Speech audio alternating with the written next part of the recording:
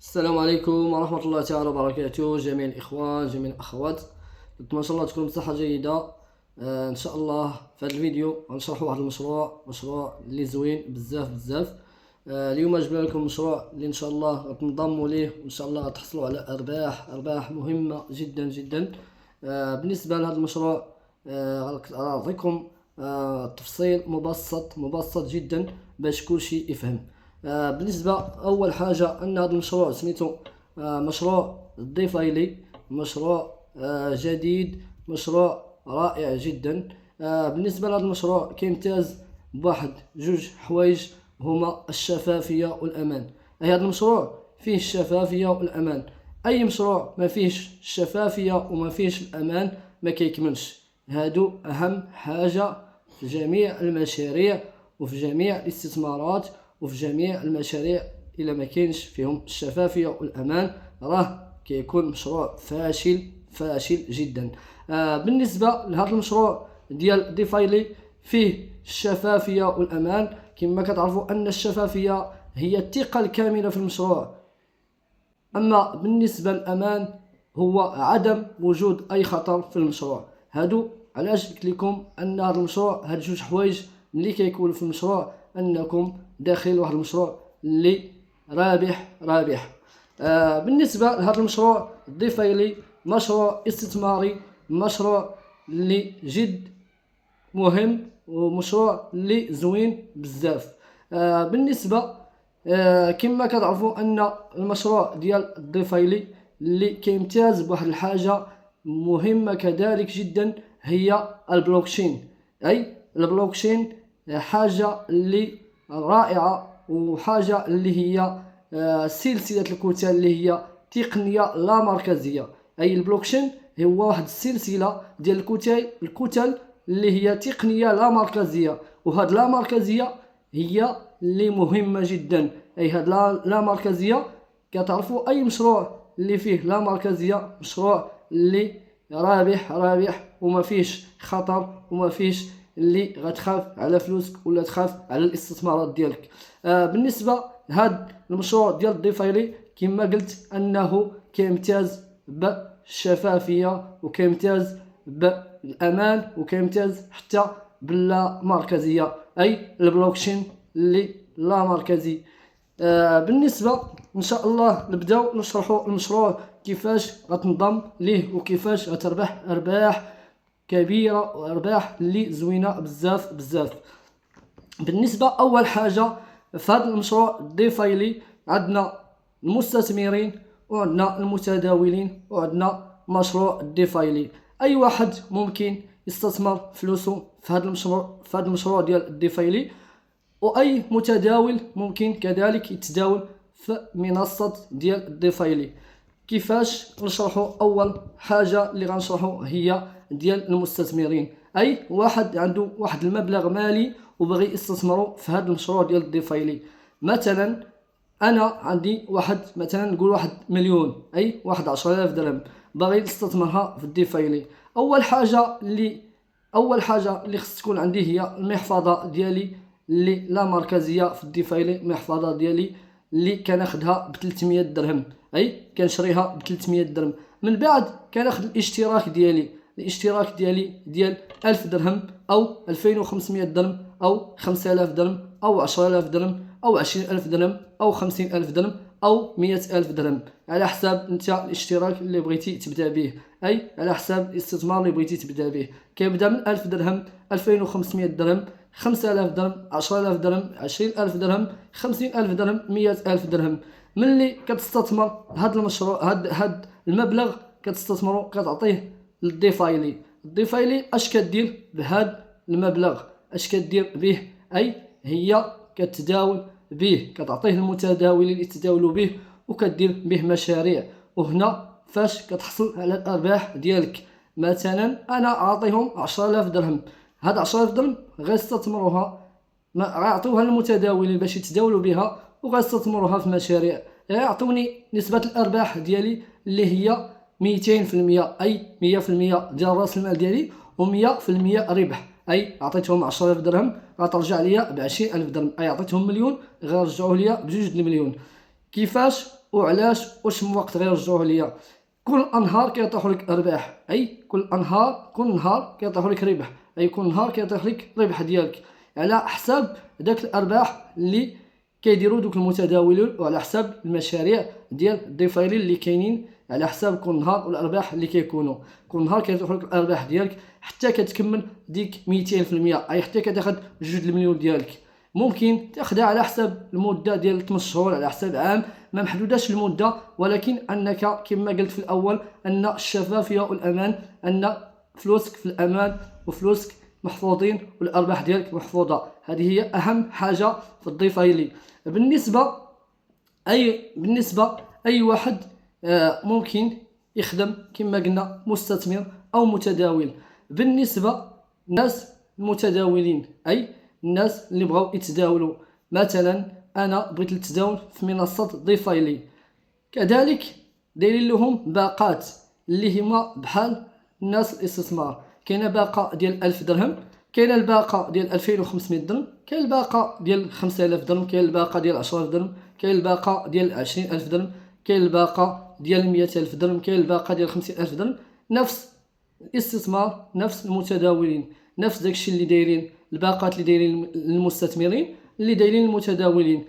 كذلك المتداولين اي واحد بغى يتداول كذلك غيحل واحد المحفظه ديالو في ديفايلي، وغيحط المبلغ اللي بغى يتداول به، يبدا به. مثلا حط 1000 دولار، اي حط مثلا 1000 دولار هي مليون، اي حط مليون. اش كدير ديفايلي كتعطيه مليون مضروبه على 10، اي كتعطيها ليه مضروبه على 10. ملي كيحط داك المتداول 10000 درهم مليون، كتعطيه ديفايلي مضروبه على 10، اي كتعطيه 10 المليون باش يتداول بها. اي ارباح جبد، اي ارباح ديال داك المتداول كتمشي 50% للديفايلي و50% كتبقى لداك المتداول. هذيك 50% اللي كتمشي للديفايلي كتمشي للمحفظه لا مركزيه اللي قلنا، وكتفرق على دوك المستثمرين اللي استثمروا دوك الفلوس في الديفايلي.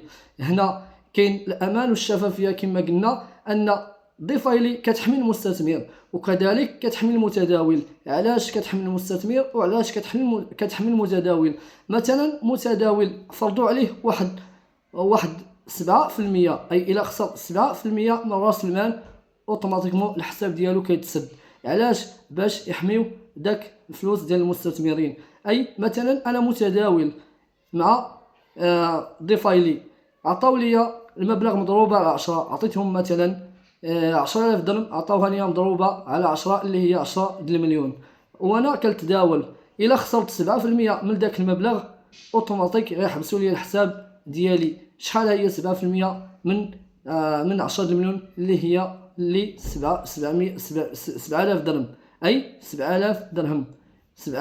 الا خسرتها من تداول اوتوماتيكمون غيحبسوا لي الحساب ديالي، وانا عاطيهم 10000 درهم زائد 300 درهم ديال المحفظه. اي فلوس ديال المستثمرين ما كيتقاسوش هنا وما كيمشيوش وكيبقاو في الامان. هادشي علاش قلنا كاين الامان وكاين الشفافيه في هذا المشروع.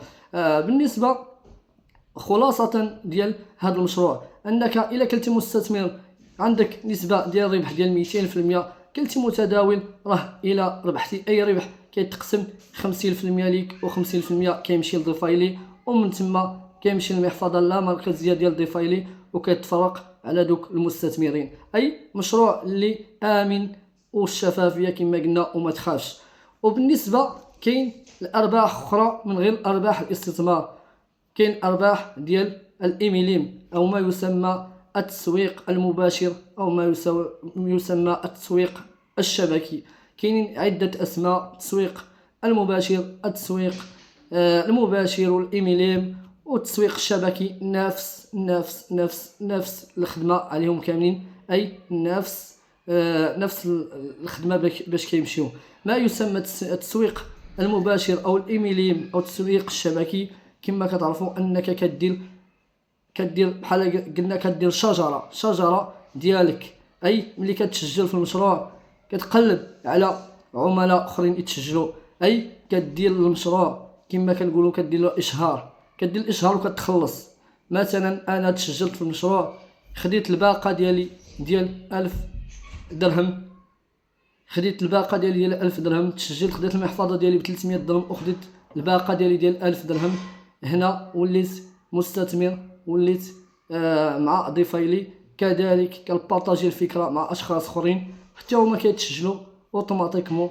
هنا الشركه كتعطيني مكافاه ديالي. علاش؟ لان درت لها الاشهار من الشركه باش يكونوا مستثمرين اخرين او يكونوا متداولين اخرين. هنا كناخذ النسبه ديالي. شحال النسبه ديالي اللي كناخذ؟ مثلا دخلت مثلا واحد الشخص اسمه مثلا احمد ولا محمد ولا اي شخص دخلته، كناخذ من المجموع ديال الارباح هو 25 دولار اللي هو 250 درهم في 1000 درهم. كيفاش 250 درهم في 1000 درهم؟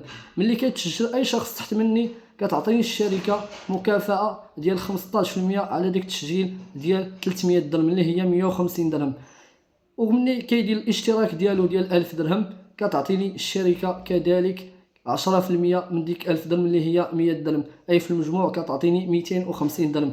هذه كتعطيها لك ديك الساعه، اي كتكافئك ديك الساعه على حساب المجهود ديالك وعلى حساب الخدمه اللي درتي وعلى حساب الاشهار اللي درتي ضيفايلي وعلى حساب الناس اللي دخلتي. وحتى هما نفس الطريقه، حتى هما غياخذوا الارباح ديالهم وغياخذوا الى دخلوا الناس غياخذوا كذلك النسبه ديالهم ديال المباشرين وغير المباشرين.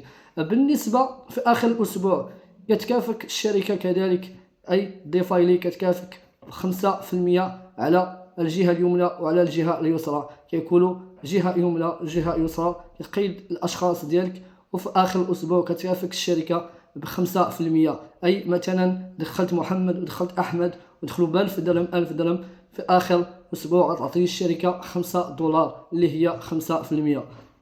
بالنسبه هذا المشروع اللي فيه ارباح كثيره وارباح زوينه، هذا مشروع اللي هو مشروع زوين بزاف بزاف. اي هذا المشروع رائع جدا. اي واحد باغي ينضم لهذا المشروع مرحبا يتواصل معايا، نعطيه جميع المعلومات ان شاء الله. راه مشروع اللي هو جميل، وكما قلنا باش كيمتاز المشروع انه كاين الشفافيه والامان. وكما كتعرفوا ان المشروع لا مركزي، البلوكشين اللي شي حاجه اللي موثوقه واللي ما تخافوش. كما عرفتوا اننا كاملين دابا في هذا الوقت كنديروا الاشهار وما كنتخلصوش. اي مثلا كنديروا الاشهار بزاف ديال الحوايج وما كنتخلصوش. مثلا غنقول لكم اننا جلسنا في هذه القهوه سميتها مقهى، نقولوا السميه مثلا مقهى الزهور او مقهى الانوار. وهنا عجبتني القهوه، مشيت بارطاجيتها مع اشخاص اللي ودوا هذه القهوه ريحنا فيها مزيانه وفيها السيرفيس مزيان وهادو بارطاجيتها مع الاشخاص. ودوك الاشخاص مشاو لديك القهوه، مشاو خداو داكشي اللي بغاو. اي خداو مثلا خداو داكشي اللي ديال الماكله ديالهم، خداو ديك القهوه مثلا خداو واحد 1000 درهم ديال عندهم.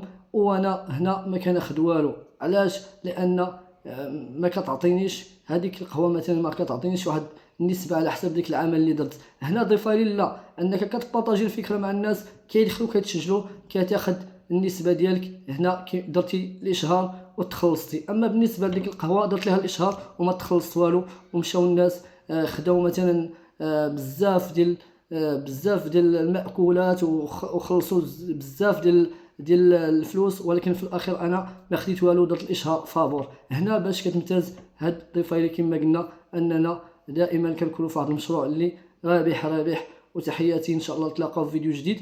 واي واحد كما قلنا بغى معلومات ان شاء الله راه مرحبا به ينضم معنا ان شاء الله. وراه شركه اللي هي رائعه جدا ومشروع رائع. وتحياتي للجميع، نتلاقاو ان شاء الله في فيديو جديد.